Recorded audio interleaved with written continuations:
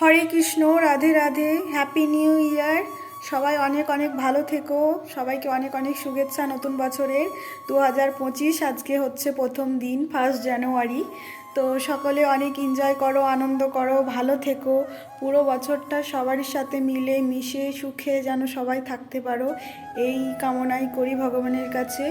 পেছনে বছরে যা কিছু ফেলে এসেছো সেসব সব মুছে ভুলে যেন নতুন বছরে নতুন দিনগুলো সুন্দরভাবে কাটিও সবাই। এটাই চাই সৃষ্টিকর্তার কাছে, যেন সবাই ভালো থাকে, তার সাথে সাথে যেন আমিও ভালো থাকতে পারি।